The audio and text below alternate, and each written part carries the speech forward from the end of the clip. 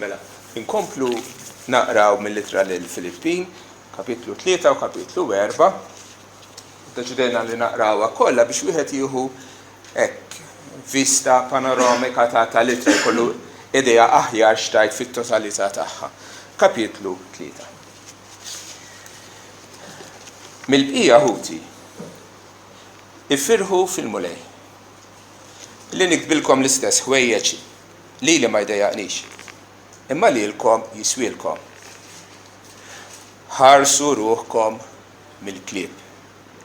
Ħarsu ruħkom mill-ħaddiema ħżiena, ħarsu ruħkom mit-taqtieħ. Għax iċ-ċirkonċiżjoni hi aħna li nqimu l-Alla fl-Ispirtu u li nifirħu fi Kristu Ġesu u li ma nafdawx fil-ġisem. Għalkemm jiena nista' wkoll ikolli fidi fil-ġisem. Jekk xi ħadd ieħor jidillu għandu għalfejn jafda fil-ġisem, jien aktar. Ċirkonċis wara 8 ijiem, minn ġens Iżrael, mit-tribu ta' Benjamin, Ludi bin il-Lud, Fariżew għal dik li liġi, bħala ħeġġa persekwitajt lill-Knisja u għal dak li huwa ħaq fil-liġi, jien blaħtija. Imma dawk il-ħwejjeġ li kienu taqlieħ għalija għaddejthom bħala telf minħabba Kristu. Iva bla dubju, jena nżomm kollox bħala telf ħdejn il-privileġġ kbir li naraf li Kristu Ġesu Sidi. Li għalih soffrejt it-telfa ta' kull ħaġa u li jien inqis bħala skart biex nirbaħ lil Kristu u biex ninsab fih. Mhux bil-ħaq tiegħi li jiġi mill-liġi, iżda bil-ħaq li jiġi permezz tal-fidi fi Kristu. Il-ħaq li jiġi minn Alla bil-fidi. Biex naraf lilu u s-seta tal-qawmin tiegħu u x-xirka tat-tbatijiet tiegħu billi nkun nixbħu fil-mewta tiegħu. Jekk b'xi mod naqla l-qawmin minn bejn l-imwiet. Mhux għax jien diġà ilħaqt it-tmiem, jew diġà sirt perfett, imma nibqa' miexi biex infittex li naqbdu bħalma jien ukoll maqbud minn Kristu Ġesu. Ħuti, jien ma nqis li l-nifsi li diġà l-ħaqt it-tmiem iżda din ħaġa biss nagħmel. Ninsa l-ħwejjeġ ta' wara u nimxi l quddiem biex nilħaq dawk il-ħwejjeġ li huma qudiemi. Nimxi lejn it-tmiem għal ħlas li għalih qed isejħilna hemm fuq Alla fi Kristu Ġesu. Ħalli mena aħna li aħna maturi perfetti ikollna dal-ħsieb. U jekk taħsbu xort oħra f'xi ħaġa Alla jarraf din ukoll lilkom. Madana kollu ħanimxu bl-istess qies u nħossu l-istess ħaġa f'dak li diġà wasalna. Ħuti, ixbħu lili il-koll flimkien u ħarsu lejn dawk li jġibu ruħkom bħala eżempju li intom għandkom fina. Għaxam ħafna illi jġibu ruħhom bħalma tilkom fuqhom bosta drabi u issa mbikki ngħidilkom ukoll bħala edewwa tas-salib ta' Kristu. Li tmiemhom u t-telfin li żaqhom hija Alla tagħhom u l-glorja tagħhom jiflajb tagħhom u li magħhom fil-ħwejjeġ tal-art. Għax iċ-ċittadinanza tagħna hi fis-sema. Minn hemm ukoll aħna nistennew is-Salvatur lil Sidna Ġesu Kristu li jbiddel il-ġisem tal-umiljazzjoni tagħna biex ikun jixbaħ il-ġisem tal-glorja tiegħu skont il-qawwa li bija jista' ukoll jissuġġetta kollox għalih innifsu. Għalhekk ħuti maħbubin li tant nixtieq nara għena u kuruna tiegħi żommu sħiħ fil-mulej maħbubin tiegħi. Nitlob lill-Efodja u nitlob lill-Sintike li jkunu tal-istess fema fil-mulej u lilek ukoll sieħeb fidil. Nitolbok tgħin lil dawn in-nisa li tħabtu miegħi fix-xandir tal-Evanġelju u ma' Klament ukoll u ma' sħabi l-oħrajn li ħadmu miegħi li isimhom hu fil-ktieb tal-ħajja. Ifirħu dejjem fil-mulej u nerġa' ngħid ifirħu. Ħadkun magħrufa l-ħewwa tagħkom mal-bnedmin kollha l-mulej qrib. Tħabbtu raskom b'xejn iżda f'kull ħaġa. Ħalli dak li jkun jeħtieġilkom ikun imarraf l-Alla bit-talb u bis-suppliki u bratt il-ħajr. U slim tal-Alla li jisboq kull den iħarsilkom qalbkom u moħħkom fi Kristu Ġesu.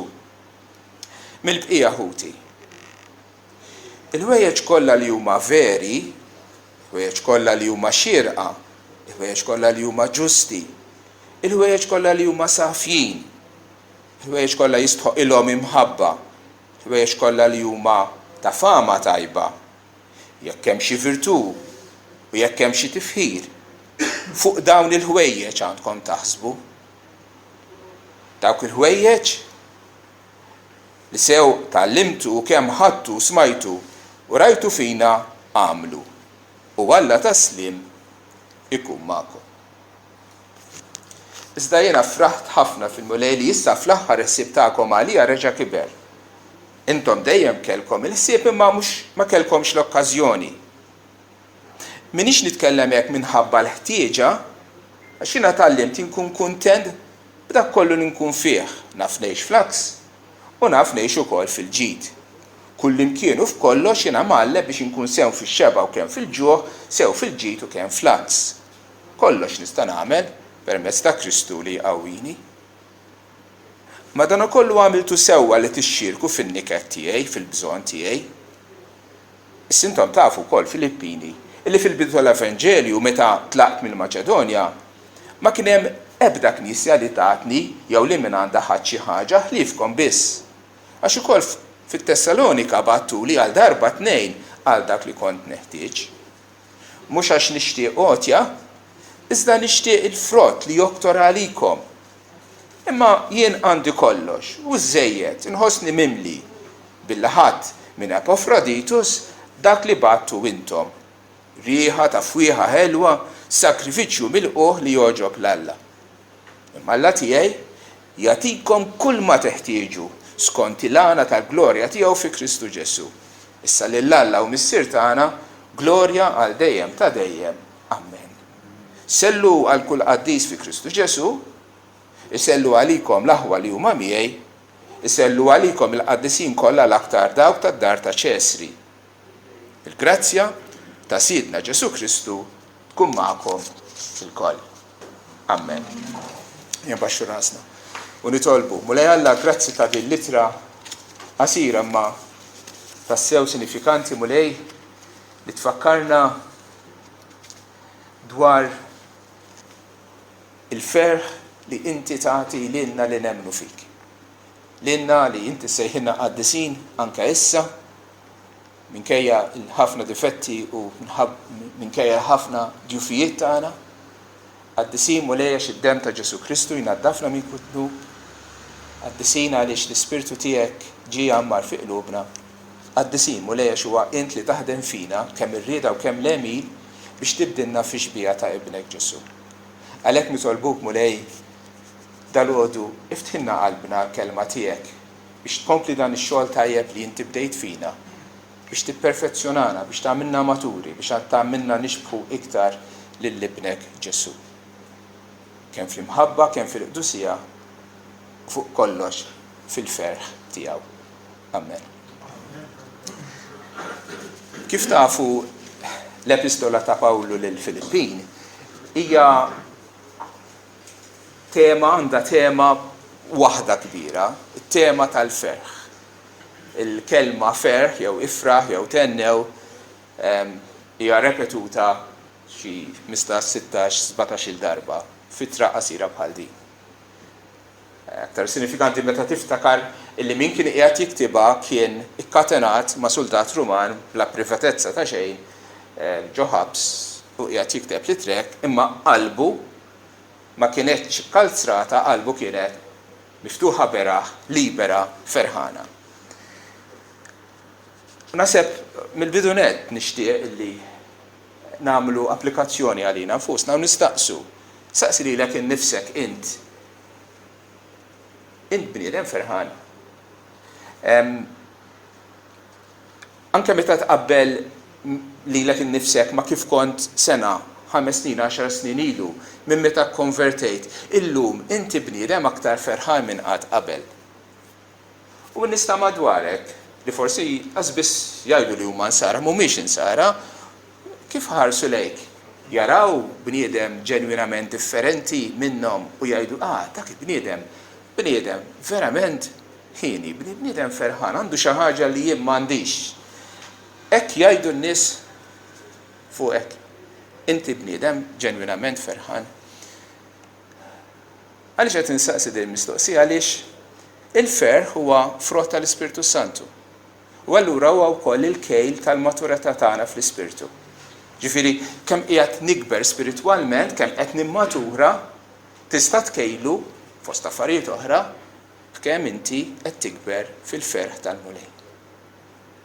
Naf mhix mistoqsija faċli u mhix mistoqsija komda. Meta nsaqsi li l-nifsi bniedem ferħan, jiena ferħan aktar milli kont qabel, jiena ferħan aktar minn nies ta' madwari. Jalla jekk għadna ma wasalniex u ħadd minnha ma naħseb jista' jgħid li wasal x'imkien, imma jkollna din perspettiva. Jekk jiena Kristjan ġenwinament u l-Ispirtu Santu qed jgħammar fiha, jien messni nikber fil-ferħ tal-mulej.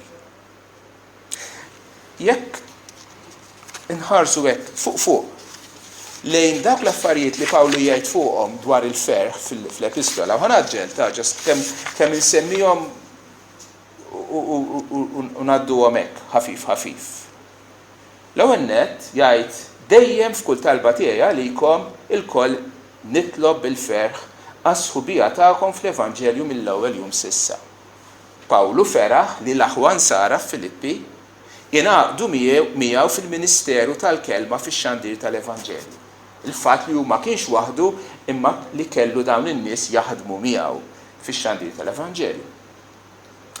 Post ieħor, b'kull mod sew biskuża u kemm bis-sewwa Kristu jixxandar u b'dan jien nifraħ.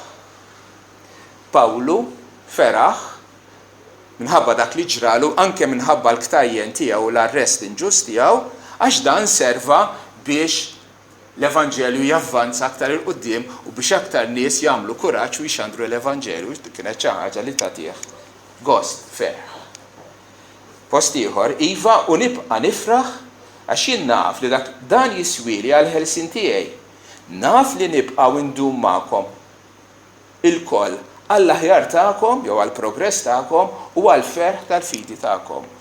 Pawlu feraħ għax kien qed jantiċipa li ħajinħeles mill-ħabs u li se jerġa' jżur lill-insara f'Filippi u jkompli jservihom, jkompli jgħinhom jimmaturaw fil-fidi tagħhom u allura anke fil-ferħ tagħhom. Jifraħ fl-antiċipazzjoni li se jservi lill-oħrajn iktar. Post ieħor, temmu l-ferħ tiegħi billi tibqgħu taqblu ma' xulxin b'imħabba waħda fema waħda ħsieb. Sabiex ikun aktar ferħan, Pawlu ried u jappella l-insara għall-unità bejniethom. Unità ta' mħabba u unità ta' ħsieb, ta' purpose, ta' mentalità. Bat jgħid f'post ieħor biex nifraħ fil-jum ta' Kristu, mhux biss ferħan f'din id-dinja, imma kien qed jantiċipa aktar ferħ meta jiġi il-mulej. Post ieħor. Iżda anke jekk qed nitferra fuq is-sagrifiċċju u l-qadi tal-fidi tagħkom, nifraħ u nitenna magħkom il-koll u l-istess intom ukoll ifirħu u tennew miegħi. Pawlu feraħ u stieden lill-aħwa Sara jifirħu wkoll għax kemm huma kienu qegħdin joffru sagrifiċċju lill-Alla, ħajjithom bħala sagrifiċċju lill-Alla. Il-fatt li l-Alla kien qed ikun imsebbaħ mill-insara u minnu wkoll kienet xi ħaġa li tagħtih ferħ kbir. Post ieħor qed jitkellem dwar Epafroditus, għalhekk battulkom iżjed bil-ħeġġa biex meta terġgħu tarawh tifirħu u jiena nkun anqas qalbi sewda. Ilqgħuh mela fil-mulej bil-ferħ kollu u nies bħal dawn urruhom rispett. Il-ferħ li tiġi meta terġa' tiltaqa' ma' xi ħadd għażiż li tkun ilek ma tarah u fil-każ ta' Epafroditus li minħabba x-xogħol ta' Kristu kienu għoddu miet, tistgħu timmaġinaw li dan il-paster maħbub kif laqgħuh bil-ferħ u entużjażmu meta mallura għandhom. Imbagħad Pawlu jgħid post ieħor mill-bqija Ħuti ifirħu fil-mulej. Pawlu ifakkar lil-Sara fejn isibuh il-ferħ u jgħidilhom fejn fil-mulej fis-sid Ġesu. Għalhekk ħuti maħbubin li tant nixtieq u nara għena u kuruna tiegħi żommu sħiħ fil-mulej minn maħbubin tiegħi. Hawnhekk Pawlu jsejjaħ l-insara l-għena tiegħu. Tistgħu timmaġinaw l-affezzjoni l-imħabba li kellu lejhom li jsejħilhom intom l-għena tiegħi. Imbagħad f'post ieħor. Ifirħu dejjem fil-mulej u nerġa' ngħid ifirħu. Pawlu hawnhekk jifakkarhom għal darba tnejn biex jifirħu kontinwament, jifirħu dejjem. Il-ħajja nisranija għandha tkun karatterizzata mill-ferħ. U l-aħħar ħaġa. Iżda jinfraħt ħafna fil-mulej li issa fl-aħħar il-ħsieb tagħkom għalija reġa' kiber, intom dejjem kellkom il-ħsieb imma ma kellkomx l-okkażjoni. Feraħ meta bagħtulu qotja li tant kellu bżonn għalih innifsu ma feraħ l-iktar mhux tant għaliex il-bżonn tiegħu issa ġie sodisfatt, imma x'kien jaf li dan ħajservi biex joktor il-frott għalihom stess. Huma stess kienu se jiġu premjati minn Alla għal ġenerożità tagħhom. Din mela kienu il-ħwejjeġ li Pawlu jagħmluh ferħan. Pawlu jifraħ fis-sem tal-insara fl-evanġeliżmu fil-ministeru, jifraħ li l-evanġelju kien qiegħed jixxandar, avolja kien hemm xi wħud li qegħdin jixxandru mottivi naqra waħda dubjużi. Feraħ fil-prospett li jerġa' jinħeles u jarhom biex ikompli jservihom, jifraħ fl-unità bejn l-insara, jifraħ fis-sagrifiċċju u l-qadi tal-insara lil Alla, jifraħ fil-ġenerożità tagħhom u fl-aħħar nett l-imħabba jifraħ fl-imħabba tiegħu lejn l-aħwa. Jifraħ sempliċement għax iħobbhom. U lilhom lill-aħwa jgħidilhom biex huma wkoll jifirħu dejjem fil-mulej.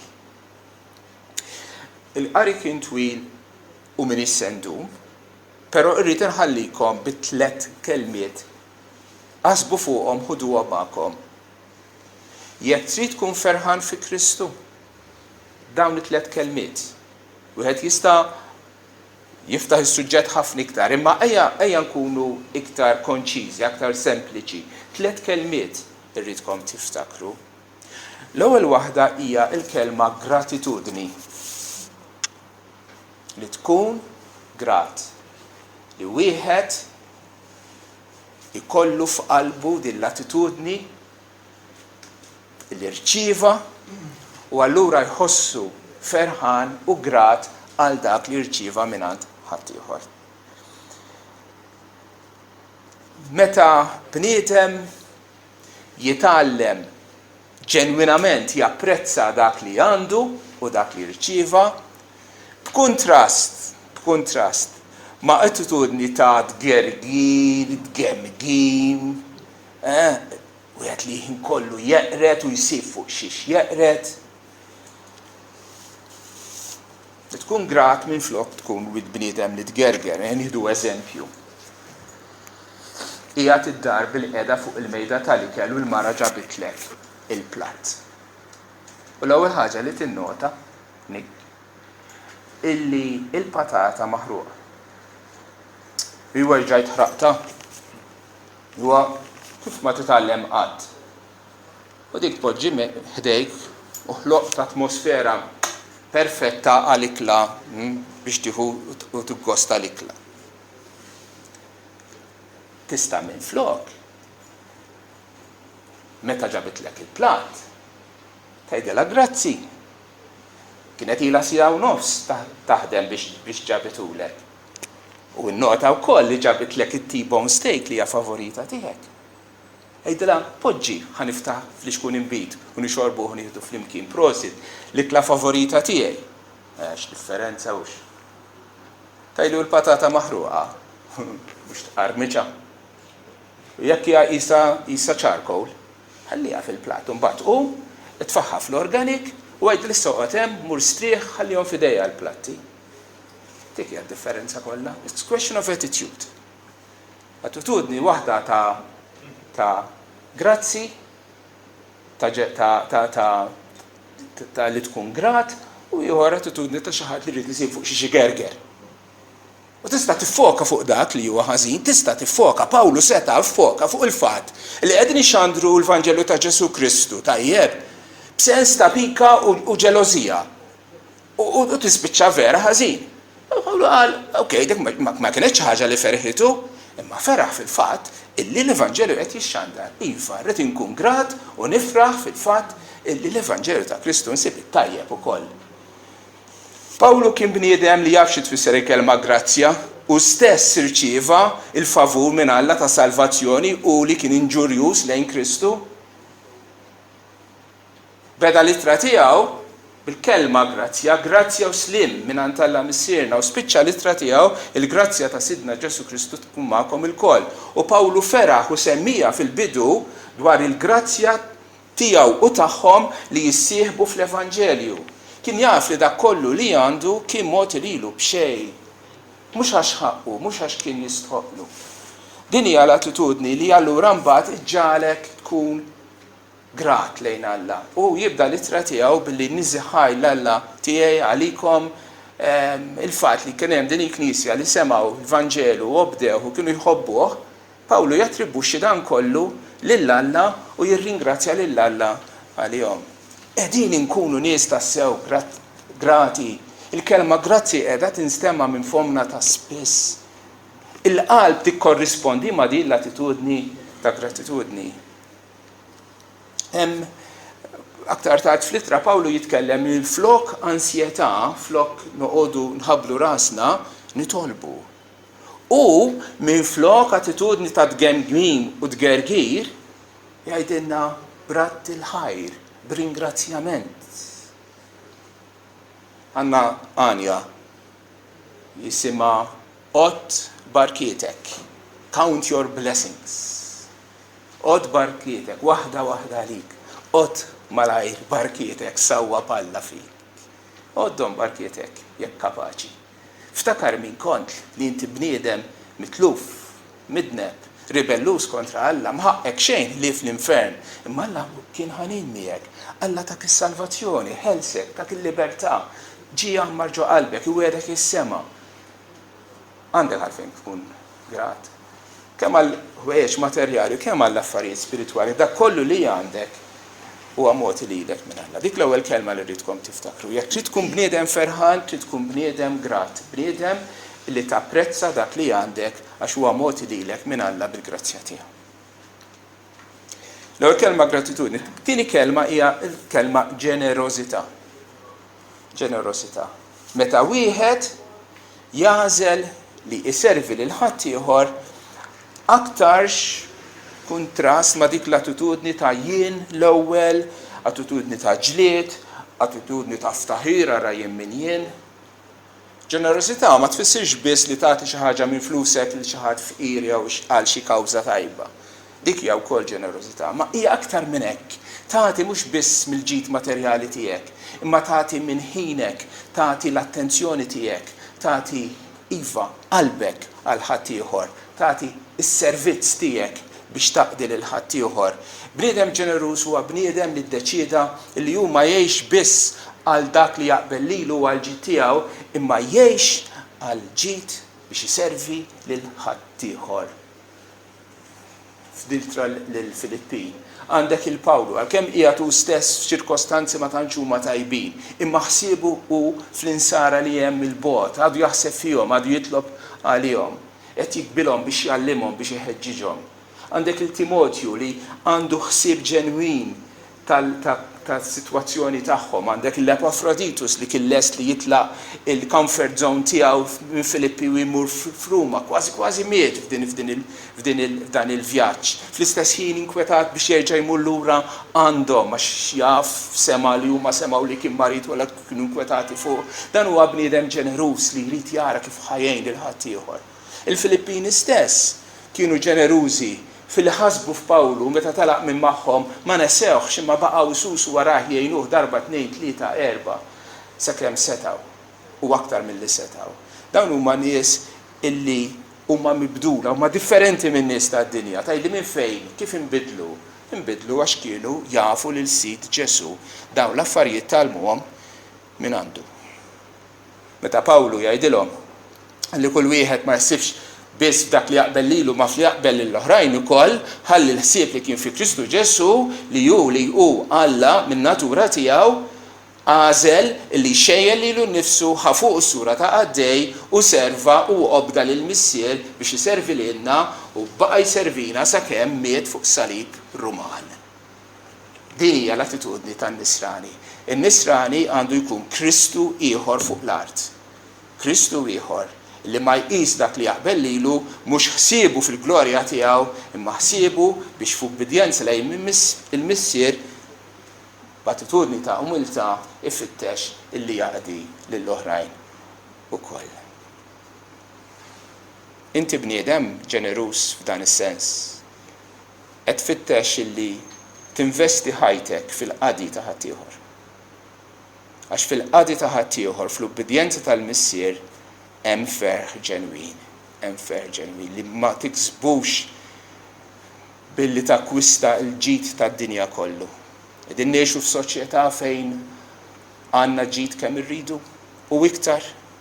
Anke meta nikkomparaw lilna nfusna ma' miljuni ta' nies li għaddejjin blakkarija ta' fuqhom senduqhom fil-faqar.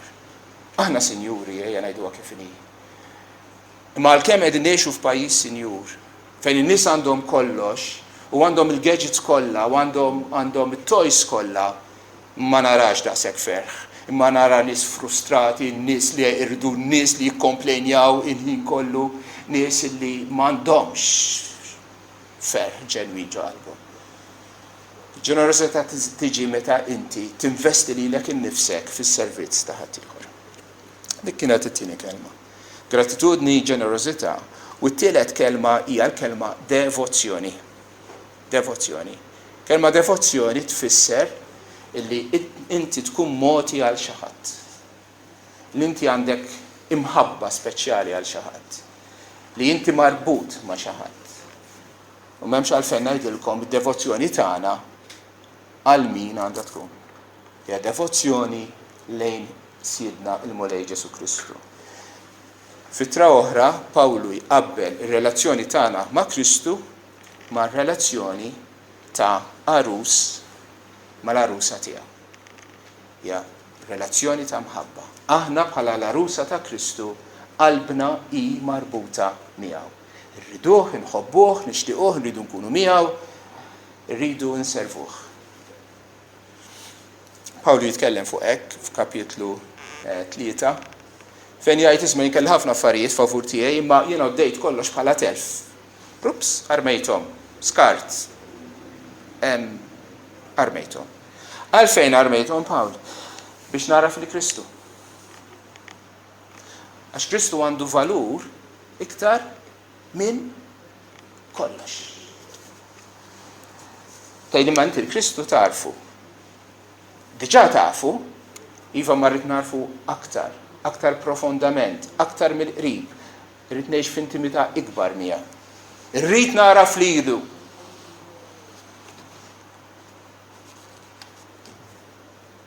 Irrid ukoll naraf xi tfisser ix-xirka fid-tbatijiet ta' Kristu.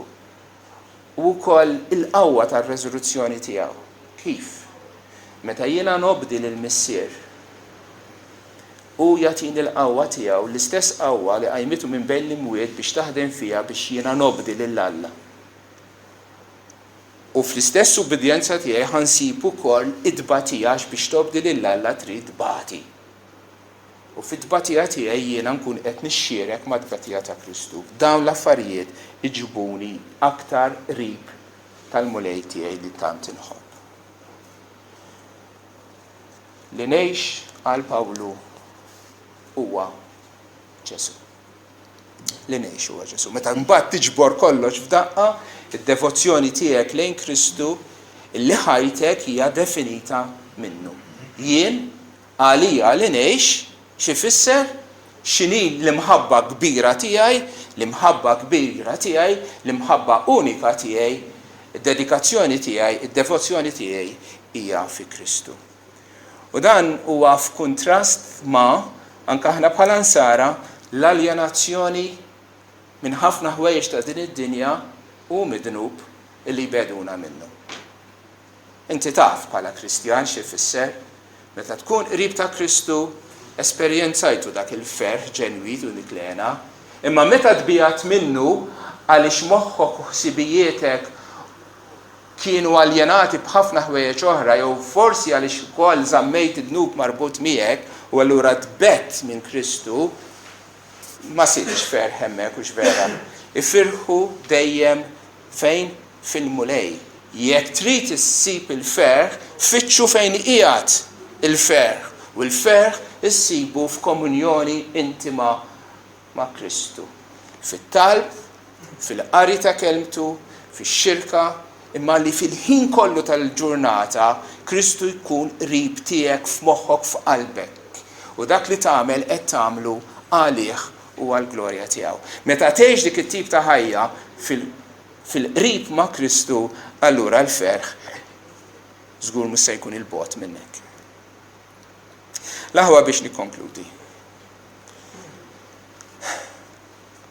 Alla ma wedniex li ħajkollna vjaġġ first class, komdi, ix-xamplati, bit-tazza ta' xampanja fidejna. Imma wedna din, illi minkejja tbatijiet u d-dmuħ minn issa stess jagħtina l-ferħ tiegħu. Irridu nitalmu nkunu kuntenti, aktar milli aħna kuntenti llum. Jekk aħna lħaqna grad ta' kuntentizza tajjeb, ejja nitalmu nkunu iktar kuntenti. Kif? Billi nkunu iktar grati milli qatt konna sissa, billi nservu b'ġenerożità lil ħadd ieħor u billi nrawmu dik id-devozzjoni, dik l-intimità ma' Kristu. Tgħidli imma dan kollu huwa possibbli. Iva, kollox nista' nagħmel permezz ta' Kristu li qawwini. Amen.